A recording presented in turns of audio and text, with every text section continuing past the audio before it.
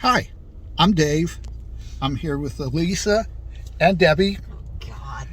and we're heading down to Cape May for a Cape Escape weekend. So, hope you enjoy our video. Cape May, New Jersey is approximately 170 miles from our home in Lancaster, Pennsylvania. Google said it would take 3 hours and 10 minutes to reach our destination, but on weekends and holidays it is more like 4 to 4.5 hours. Happy July 2nd. It's our first full day down at the bay, and the weather right now is holding well. It's warm, slight breeze, and the water looks wonderful. We'll be out for a bike ride, and then we'll see what adventure greets us this afternoon. Cape May is located at the southern tip of New Jersey and is bordered by the Atlantic Ocean and the Delaware Bay. It is comprised of the town of Cape May, West Cape May, Cape May Point, and North Cape May. We were staying in North Cape May along the Delaware Bay.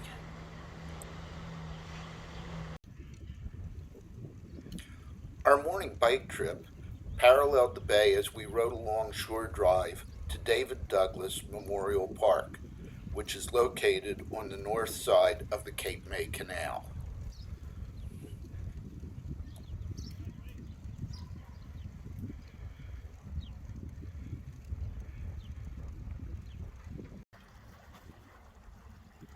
The Cape May Canal is part of the Intracoastal Waterway, which runs along the Atlantic and Gulf coasts from Massachusetts to Brownsville, Texas. It was constructed during World War II to protect shipping from the German submarines which were hunting off of the Atlantic beaches. Today, its primary use is allowing recreational boaters access to the open waters of the Delaware Bay from their protected harbors.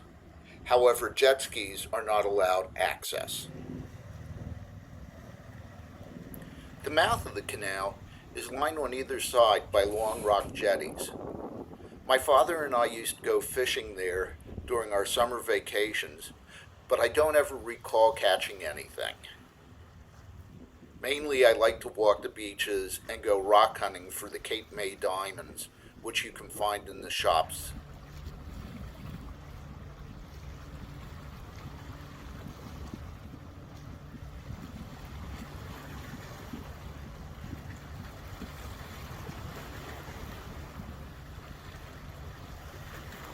The canal is also the northernmost terminus of the Cape May Lewis Ferry, which runs from New Jersey to Delaware. The 85-minute trip crosses 17 miles on the Delaware Bay connecting Cape May to Lewes, New Jersey. Without the ferry, the trip would be 172 miles by car and would take 3 hours without traffic, although from experience, that would be much longer. Each of the 3 ferries carries 100 cars. During the summer months, the ferry travels 10 times in each direction. Reservations are recommended.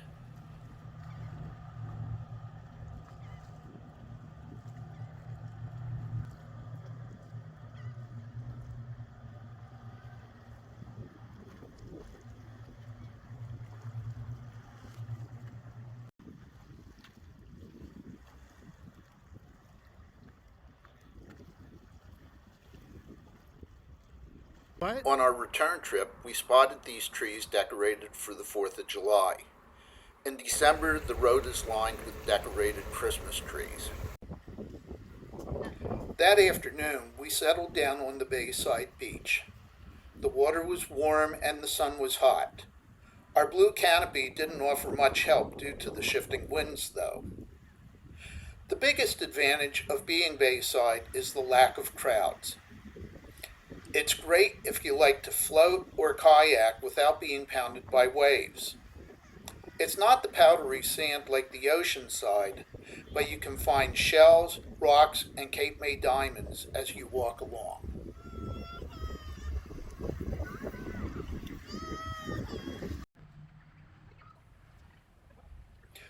Returning from the beach, we showered and ate dinner.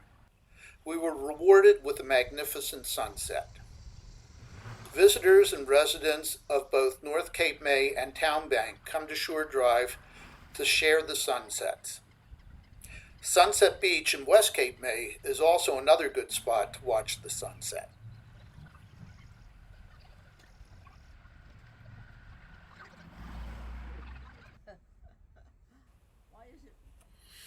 As an encore to the already spectacular evening, we were treated to a celestial light show as storms developed and came across the bay.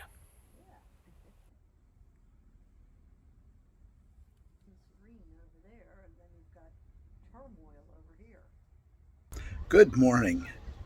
It's Monday, July 3rd, and this is our second full day at Cape May. We're going to be heading over into Cape May proper, do a little retail therapy, and then in the afternoon, it'll be a day on the beach, followed by fireworks tonight. So, looking forward to another good day. Washington Street Mall is situated in the heart of Cape May. Located a few blocks from the Atlantic beaches, it is 3 blocks of unique stores and restaurants. Because of its gingerbread architecture, trees, and gardens, it was given the title Great Place in New Jersey in 2021.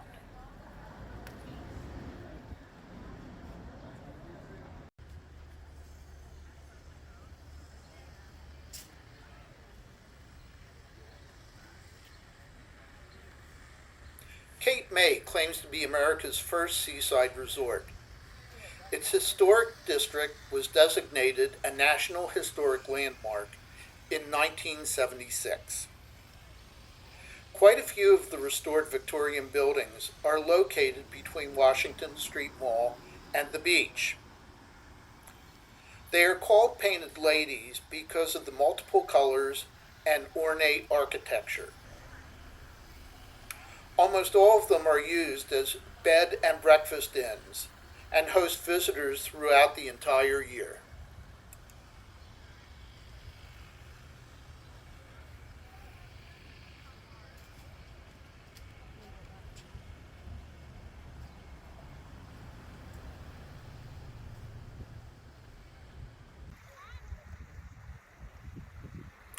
Monday afternoon was just as nice as Sunday was.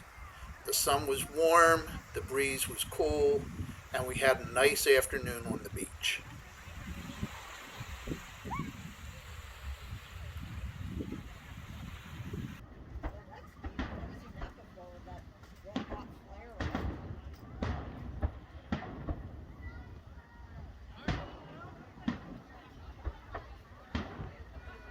We were watching the weather all day long, hoping that the fireworks would not be canceled. At one point, the barge with the mortars was turned around and went back into the canal. At 8:30, however, the fireworks began before the background of an incoming storm. It was definitely entertaining.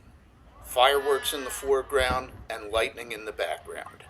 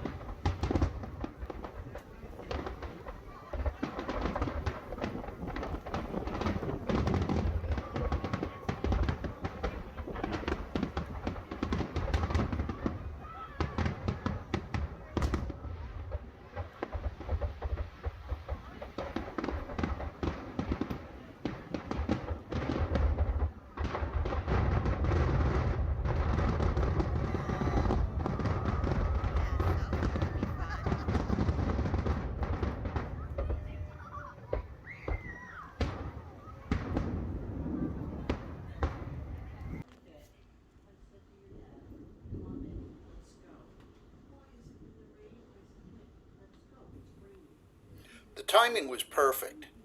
No sooner had the display ended and the downpour began. The wind and rain soaked everyone heading back to both their houses and cars.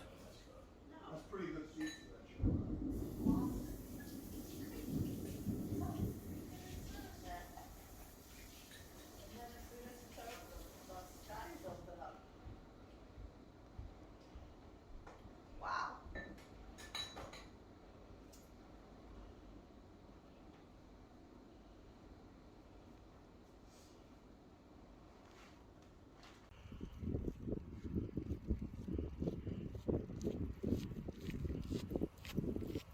Our last full day started out sunny and hot. We took another bike ride to the canal, but instead of stopping upon returning to the house, we headed for the villas, which is the next community on the bay above North Cape May.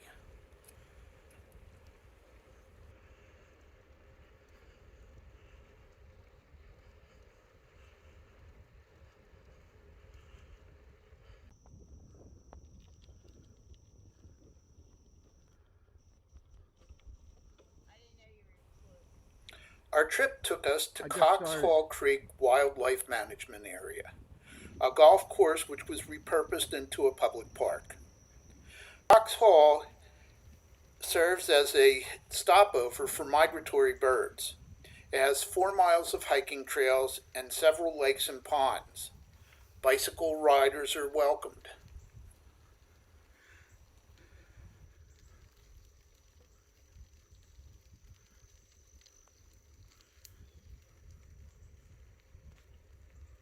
Good morning and happy 4th of July.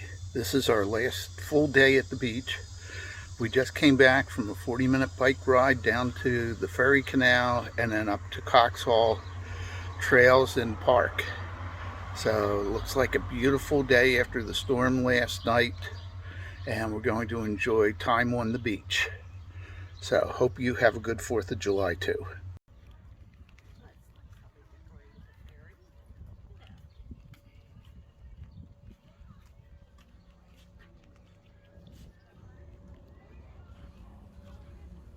Later that morning, we drove to the Cape May Ferry Terminal, which offers a pleasant environment while passengers wait for the ferry to depart. It hosts a bar and a number of upscale restaurants, as well as a gift shop.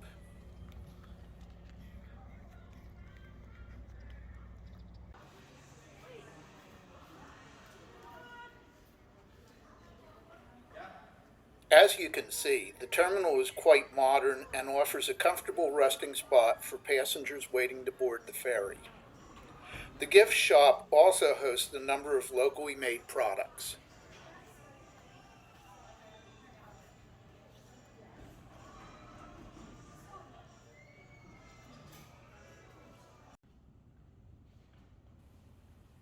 Being a novice artist myself, I had a particular interest in the ferry terminal's art gallery, which showcases pieces of art for sale by regional artists.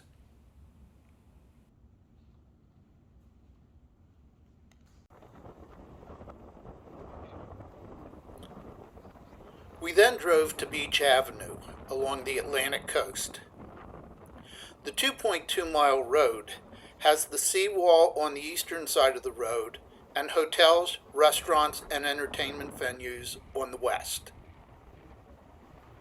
As we drove north, we could not see the ocean due to the seawall, but the beaches have a soft sand and the crashing waves are bordered by rock jetties. Beach tags are required.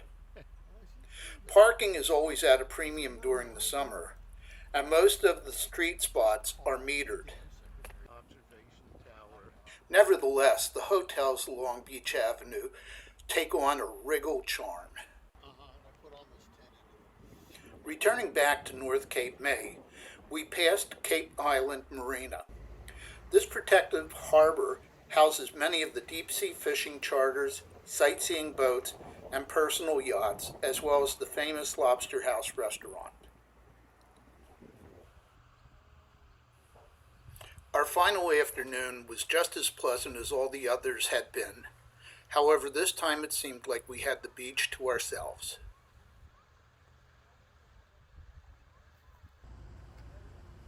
On the evening of the 4th of July, we drove over to Wildwood.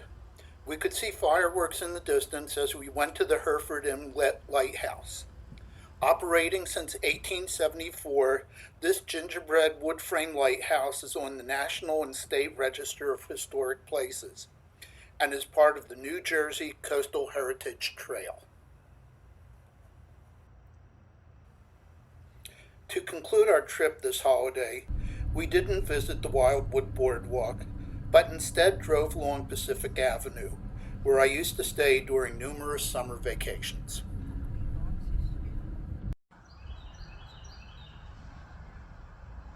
We got up early on July 5th and left Cape May at around 9 o'clock.